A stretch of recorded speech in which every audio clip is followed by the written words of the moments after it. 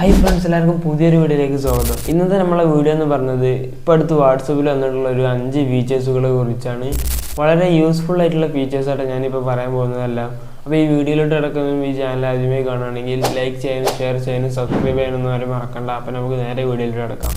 നമ്മുടെ ലിസ്റ്റിൽ ഒന്നാമത്തെ ഫീച്ചറാണ് ഗ്രൂപ്പ് കോൾ. നമ്മൾ സാധാരണ നമ്മൾ ഗ്രൂപ്പിൽ എല്ലാവരും കൂടി ആയിട്ട് കോൾ ചെയ്യാറുണ്ടല്ലോ. നമ്മൾ ഗ്രൂപ്പിൻ്റെ മുകളിലായിട്ട് ഒരു കോളിൻ്റെ ഐക്കൺ കാണാൻ കഴിയും. പക്ഷേ ഇപ്പോൾ അത് അങ്ങനെയല്ല ഉള്ളത്. ഇപ്പോൾ ഇതിൻ്റെ അപ്ഡേറ്റ് വന്നതോടുകൂടി ഇപ്പോൾ അത് വേറെ രീതിക്കാണ് നമ്മൾ കോൾ ചെയ്യുക. അതെങ്ങനെയാണ് നമുക്ക് ആദ്യം നോക്കാം.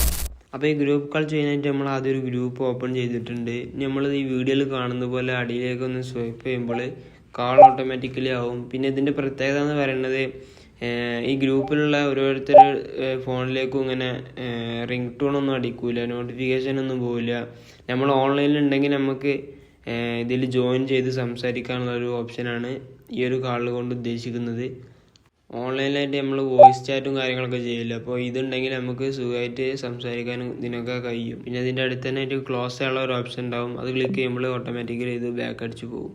അപ്പോൾ ഒന്നാമത്തെ ഫീച്ചറായിട്ടുള്ള ഗ്രൂപ്പ് കോൾ നിങ്ങൾക്ക് എല്ലാവർക്കും മനസ്സിലായിട്ടുണ്ടാവും എന്ന് വിചാരിക്കുന്നു. അപ്പോൾ നമുക്ക് നമ്മളെ ലിസ്റ്റിൽ രണ്ടാമത്തെ ആയിട്ടാണ് സ്റ്റാറ്റസിൽ വന്നിട്ടുള്ള പുതിയ അപ്ഡേറ്റ്. ഇപ്പോൾ നമ്മളെ സ്റ്റാറ്റസ് എന്ന് പറയുന്നത് ഇൻസ്റ്റഗ്രാമത്തെ സ്റ്റോറി പോലെ ഏകദേശം ആയി വരികയാണ്. ഇപ്പോൾ കുറച്ചും കൂടി ഫീച്ചേഴ്സ് സ്റ്റാറ്റസിൽ എത്തിച്ചിട്ടുണ്ട്.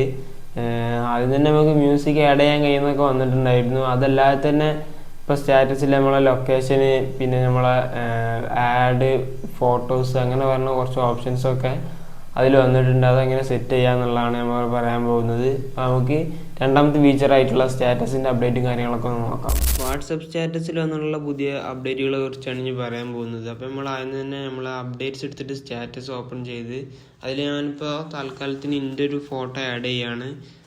അപ്പോൾ ഞാൻ എൻ്റെ ഒരു ഫോട്ടോ ആഡ് ചെയ്തിട്ടുണ്ട്, എന്നിട്ടൊന്ന് സൂം ചെയ്തിട്ടുണ്ട്. അപ്പോൾ നമ്മളെ അപ്ഡേറ്റ് എന്നുള്ളത് മുകളിൽ സ്റ്റിക്കറിൻ്റെ ഒരു ഓപ്ഷൻ ഉണ്ടാവും. അത് ക്ലിക്ക് ചെയ്യുമ്പോൾ നമുക്കവിടെ മുകളിൽ കാണാം ആഡ് യുവേഴ്സ്. അതുപോലെ തന്നെ ടൈം കൊടുത്തിട്ടുണ്ട്, ക്ലോക്ക് കൊടുത്തിട്ടുണ്ട്, ലൊക്കേഷൻ കൊടുത്തിട്ടുണ്ട്, ഫോട്ടോ കൊടുത്തിട്ടുണ്ട്, മ്യൂസിക്കും കൊടുത്തിട്ടുണ്ട്.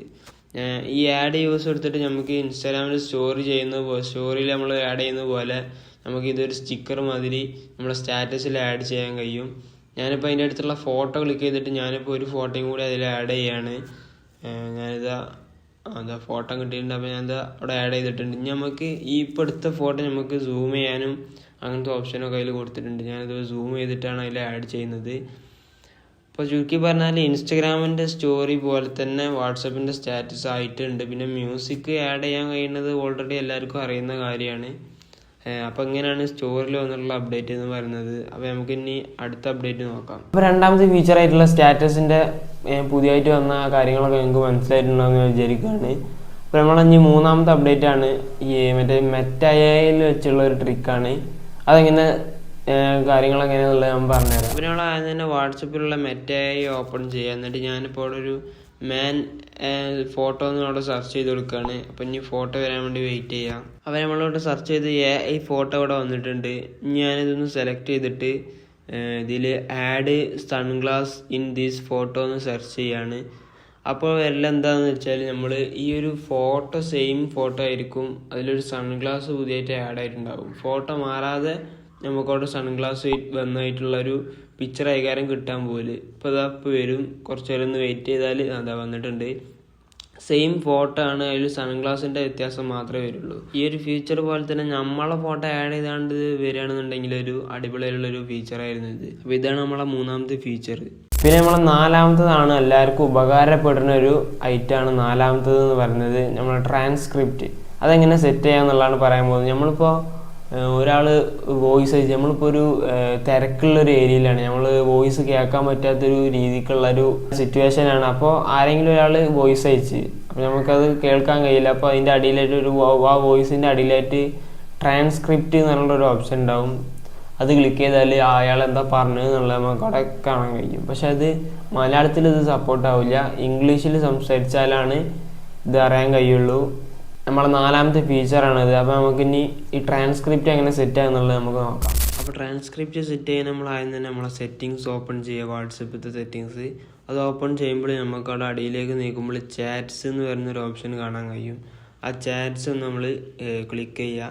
അത് ക്ലിക്ക് ചെയ്യുമ്പോൾ നമുക്കവിടെ വോയിസ് മെസ്സേജ് ട്രാൻസ്ക്രിപ്റ്റ് എന്ന് കാണാം ഒരു ഓപ്ഷൻ. അത് നമ്മൾ ഓണാക്കി വെക്കുക. അപ്പോൾ നമ്മളിത് ഓൺ ആക്കിയിട്ടുണ്ട്. അപ്പോൾ അടിയിൽ ചൂസ് ലാംഗ്വേജ് എന്നുണ്ടാവും. അത് നോക്കിയിട്ട് നമ്മളെ ലാംഗ്വേജ് സെലക്ട് ചെയ്യുക. ഇതിലിപ്പോൾ ഇംഗ്ലീഷ് തന്നെ ഉള്ളൂ, ഇന്ത്യ ഇംഗ്ലീഷിൽ തന്നെ കൊടുത്തിട്ടുള്ളൂ. ഇത് വരും അപ്ഡേറ്റിൽ മലയാളമൊക്കെ വന്നാൽ വളരെ യൂസ്ഫുള്ളായിരുന്നു. പിന്നെ നമ്മളൊരു ചാറ്റ് എടുത്തിട്ട് അവിടെ വോയിസിൻ്റെ അടിയിലായിട്ട് കാണാൻ കഴിയും ട്രാൻസ്ക്രൈബ് എന്നുള്ളൊരു ഓപ്ഷൻ. അത് ക്ലിക്ക് ചെയ്യുമ്പോൾ ആ വോയിസിൽ എന്താ പറഞ്ഞിട്ടുള്ളതെന്ന് അവിടെ എഴുതി കാണിക്കുന്നത് നമുക്ക് കാണാൻ കഴിയും. അപ്പോൾ ഇതാണ് ഈ ഒരു അപ്ഡേറ്റ് എന്ന് പറയുന്നത്. അവിടെ അടിയിൽ നിൽക്കുമ്പോൾ ഇങ്ങനെ എഴുതി കാണിക്കും. ഇത് മലയാളത്തിലാകുമ്പോൾ നമുക്ക് വളരെ യൂസ്ഫുള്ളായിരുന്നു. പിന്നെ ഇൻസ്റ്റഗ്രാമിൽ ഈ ഒരു ഓപ്ഷൻ ഉണ്ട്. അത് നമ്മൾ മലയാളത്തിൽ പറഞ്ഞാലും അത് ഇംഗ്ലീഷിൽ നമുക്ക് അവിടെ എഴുതി കാണിക്കും. അങ്ങനെയാണ് ഇൻസ്റ്റഗ്രാമത്തെ ഓപ്ഷൻ. വാട്സപ്പിൽ ഇത് ഇംഗ്ലീഷിൽ പറഞ്ഞാലേ ഇംഗ്ലീഷിൽ കാണിക്കുള്ളൂ. പിന്നെ ഇത് മലയാളത്തിൽ പറഞ്ഞാൽ എന്താ കാണിക്കുക എന്നുള്ളത് ഞാനൊന്ന് കാണിച്ചു തരാം. ഇപ്പോൾ മലയാളത്തിലൊരു വോയിസാണ് അയച്ചിട്ടുള്ളത്. മലയാളത്തിൽ സംസാരിച്ചാൽ ഇപ്പോൾ താഴത്ത് കാണുന്ന പോലെയാണ് കാണുക, ട്രാൻസ്ക്രിപ്റ്റ് അൺഅവൈലബിൾ എന്ന്. അപ്പോൾ ഇതാണ് നമ്മൾ 4ാമത്തെ ഓപ്ഷൻ എന്ന് പറയുന്നത്. അപ്പോൾ ട്രാൻസ്ക്രിപ്റ്റ് എങ്ങനെ സെറ്റ് ചെയ്യാനുള്ളത് നിങ്ങൾക്ക് മനസ്സിലായി കാണും. ഇത് വളരെ യൂസ്ഫുൾ ആയിട്ടുള്ളൊരു ഫീച്ചറായിട്ടാണ് എനിക്ക് തോന്നിയത്. പിന്നെ നമ്മളെ ലിസ്റ്റിൽ ലാസ്റ്റ് ആയിട്ടുള്ള 5ാമത്തെ ഇത് വരുന്നത് AI പ്രൊഫൈലാണ്. ഇതൊരു തവണ മുന്നേ ഞാൻ പറഞ്ഞിട്ടുണ്ട് എന്ന് തോന്നുന്നു. നമ്മളെ പ്രൊഫൈൽ AI വെച്ചിട്ട് നമുക്ക് മാറ്റാൻ കഴിയുമെന്നുള്ളൊരു പുതിയ അപ്ഡേറ്റ് ആണ്. അതെങ്ങനെ സെറ്റ് ചെയ്യാന്നുള്ളത് നമുക്ക് നോക്കാം. അപ്പോൾ ഇത് സെറ്റ് ചെയ്യാൻ നമ്മൾ ആദ്യം തന്നെ വാട്സപ്പിൽ സെറ്റിങ്സ് ഓപ്പൺ ചെയ്തിട്ട് നമ്മളെ പ്രൊഫൈലിലേക്കാണ് ഒന്ന് ക്ലിക്ക് ചെയ്യുക. അത് ക്ലിക്ക് ചെയ്യുമ്പോൾ അവിടെ എഡിറ്റ് ഫോട്ടോ ക്ലിക്ക് ചെയ്യുമ്പോൾ അടിയിൽ ക്രിയേറ്റ് AI ഇമേജ് എന്ന് പറഞ്ഞൊരു ഓപ്ഷൻ കാണാൻ കഴിയും. അത് നമ്മൾ ക്ലിക്ക് ചെയ്തതിന് ശേഷം നമ്മൾ AIയിൽ എന്താ വേണ്ടത് എന്നുള്ള അവിടെ സെർച്ച് ചെയ്ത് കൊടുക്കുക. ഞാനിപ്പോൾ അവിടെ ക്യാറ്റ് എന്ന് സെർച്ച് ചെയ്യുന്നുണ്ട്. എന്നിട്ട് നമ്മളവിടെ സെർച്ച് കൊടുക്കുമ്പോൾ നമുക്ക് കുറച്ച് പൂച്ചകളുടെ ഫോട്ടോ അവിടെ കാണാൻ കഴിയും. അപ്പോൾ അത് നമുക്ക് പ്രൊഫൈലായിട്ട് യൂസ് ചെയ്യാൻ കഴിയും എന്നുള്ളതാണ് ഈ ഒരു ലാസ്റ്റത്തെ ഫീച്ചർ എന്ന് പറയുന്നത്. അപ്പോൾ ഞാൻ ഈ പറഞ്ഞ 5 ഫീച്ചേഴ്സ് നിങ്ങൾക്കെല്ലാവർക്കും യൂസ്ഫുൾ ആയിരിക്കും എന്ന് ഞാൻ വിചാരിക്കുകയാണ്. അപ്പോൾ ഇതുപോലത്തുള്ള പുതിയ വീഡിയോ ആയിട്ട് നമുക്ക് വീണ്ടും കാണാം. അപ്പോൾ വീഡിയോ ഇഷ്ടപ്പെട്ടാൽ എല്ലാവരും ലൈക്ക് ചെയ്യാനും ഷെയർ ചെയ്യാനും സബ്സ്ക്രൈബ് ചെയ്യാനൊന്നും മറക്കണ്ട. അപ്പോൾ നമുക്കിനി ഇതുപോലത്തെ പുതിയ വീഡിയോ ആയിട്ട് വീണ്ടും കാണാം. Okay, by.